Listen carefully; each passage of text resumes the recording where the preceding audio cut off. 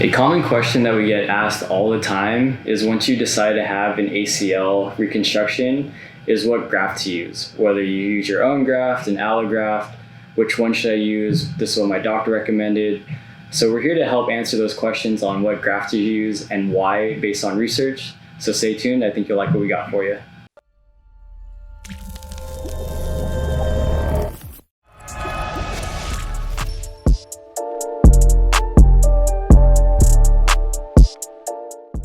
Good Hoopers, my name is Gabe Ignacio, Doctor of Physical Therapy, Board Certified Orthopedic Clinical Specialist, and co-founder of the Basketball Doctors alongside with Dr. Marco Lopez. Our goal at the Basketball Doctors is to empower the basketball community with evidence-based information on all things basketball related to rehab and sports performance. Again, all this information is just for educational purposes only, not medical advice. So if you need medical advice, please seek out a healthcare provider or reach out to us to see if we can help you. With that being said, let's dive into our topic of ACL reconstruction for this ligament deep inside here and how it is reconstructed. Okay, so let's go over the main categories of ACL grafts potentially. So there's three main ones. First one is synthetic or artificial. Second is autograft. Third is allograft. We're not going to really talk too much about the synthetic or artificial graft. Those ones aren't really well researched and outcomes aren't great for that one. We're going to go over autograft and allograft mainly. So the first one that we're going to go over is autograft. So autograft meaning it's from your own tissue, and the main ones that are used for this reconstruction or the use of grafts is the patellar tendon, quad tendon, and hamstring tendon.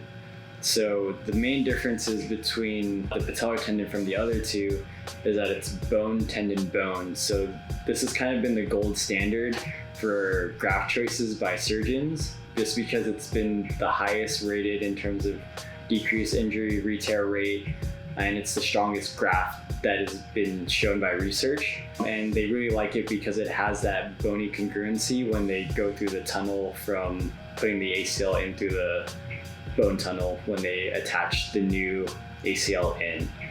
So a big pro for the bone patellar bone or patellar tendon graft is that it's very strong and it's pretty much the gold standard.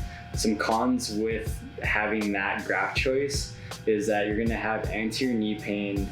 It's going to be pain with kneeling, quadriceps weakness, and then there's a high morbidity rate in comparison to the other grafts. It's not high, but the donor site can be a little bit more compromised in comparison to the other grafts. But it is the gold standard as of right now. The quadriceps tendon is a up and coming graft, and research has been really strong with it lately. So it has been shown that it has pretty similar outcomes as well as like low re-tear rates as the bone patellar bone or patellar tendon graft. But additional pros to that in comparison to the bone patellar bone graft is that you have less anterior knee pain and you don't have pain with kneeling. And the outcomes have shown that a year or two out, the outcomes between the two are very similar. So we've seen a lot more surgeons use the quadriceps tendon a little bit more. We still see the gold standard of the bone patellar bone a lot in practice, but the quadriceps tendon graft is we're seeing a lot of more recently. So that's another option that's been coming out lately. The other one is the hamstring tendon graft. So the pros with this one is that so the graft that they use for the tendon for the ACL is usually the semimembranosus, and sometimes they use the gracilis as the tendons for the graft. The pros for this one is that it maintains your quadriceps strength and your extensor mechanism in comparison to the bone patellar bone or quadriceps tendon.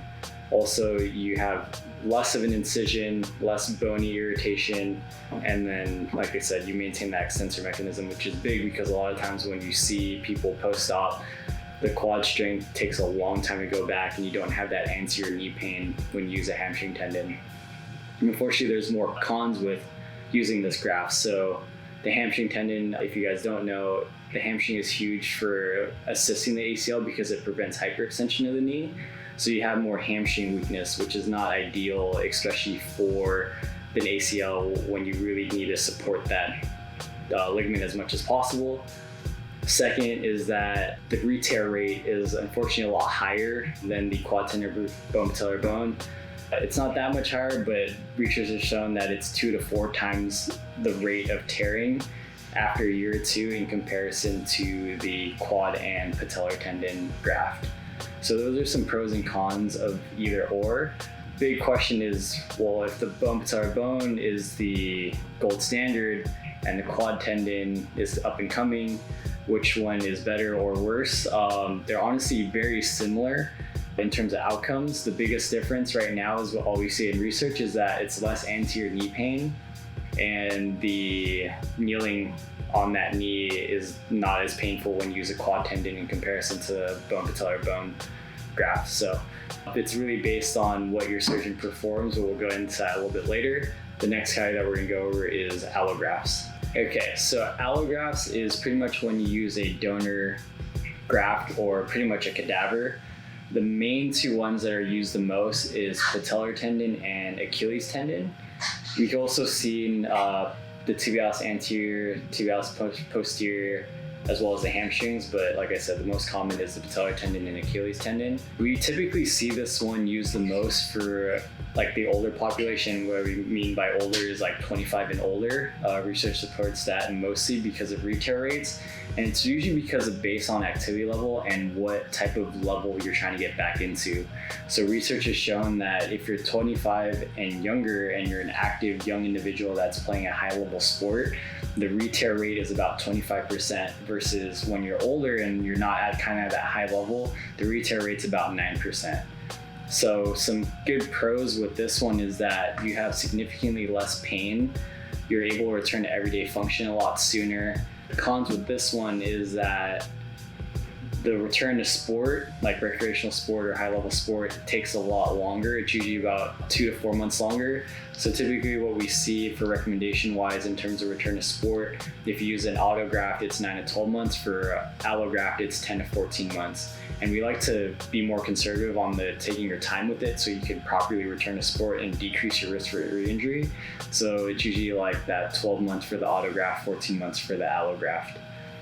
So that's the big difference between the autograft versus allograft. Another big thing with the allograft is that there is a high risk of infection or bad reaction to having that outside donor or cadaver being used as a graft for your knees. So those are some things to consider. But the big thing that you need to understand is that if you're older than 25 and you're not really going back to high intensity sports or a high level activity, typically allograft is recommended for you. Another common question we get typically from parents is our pediatric population. It doesn't happen often just because kids are so pliable and their bones and tendons are still growing and adjusting.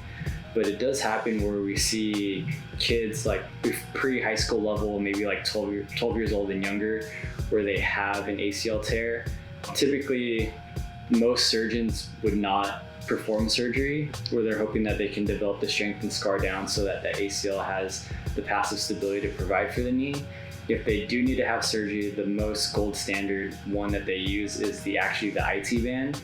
And the difference between an adult population versus a pediatric population is that when they perform the ACL reconstruction, they actually don't dig into the bone and create a tunnel to attach the graft through, because they're worried about the growth plate or the physio part of the bone. They really don't want to stunt growth by drilling through that physio plate or growth plate to when they do the reconstruction. So it's called the Macintosh surgery. You can look that up if you want to, but typically what you see for your pediatric population is an IT band graft. And again, they don't do it that often, but when they decide to do it, that's what they use. All right, so that's pretty much all the information that we have for autografts and allografts. And I'm sure you guys are dying to ask this question of what would we choose? So our recommendation for our athletes that we see all the time, especially when they want to play this dynamic sport of basketball, we usually recommend the quadriceps tendon or the patellar tendon graft. And that's because of all the research that we told you about. Again, the big thing that we see in research that really suggests one or the other or other grafts is your age. Again, that time frame of 25 years, whether you're above or below that.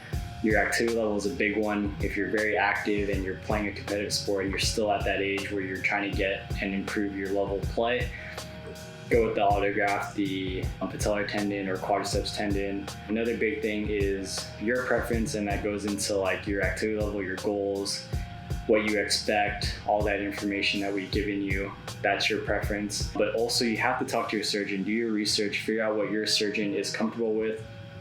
Like we mentioned, the patellar tendon is the gold standard, and most surgeons know and perform that one often, and they are very good at that. And some surgeons have taken up the quadriceps tendon, so that one's a newer one. You just have to see if your surgeon performs that one or not, and you just have to talk to them. Talk to them about what you've done your research on, do your due diligence, make sure you're making the right choice for you, because at the end of the day, you're making the choice. You just have all this information from us, from other people on your team, from your surgeon, from your parents, whoever's helping you make the decision. So at the end of the day, it's your decision, and make sure you are content and happy and pleased with your decision. But for example, Marco tore his ACL, and he was at the point where he was trying to decide what graft to use. And he ended up deciding to go with the allograft. We should have a video out right now, so if you click this above here, he'll go into a little bit of why he chose to go with that graft versus what we recommended in terms of like a patellar or quadriceps tendon, based on what he and his goals are. So take a look at that. That's all the information that we have for this. So the good news with these different grafts is that a long-term study, about 10 years out of all the reconstructions I've done before, 80% of all reconstructions are still intact. The big thing that you need to know is that autograft versus allograft individuals had 3 times more re-tear rate in terms of their counterpart who had the autograft. I hope you guys learned something valuable with this video. We really hope that this gave you some good information on how to choose a graft and what factors should be included on your decision and what surgeon you go with. If you like that video, please like, subscribe, comment, and share with as many hoopers as you can and know to help us grow our channel. We are the Basketball Doctors. Let's ball for life.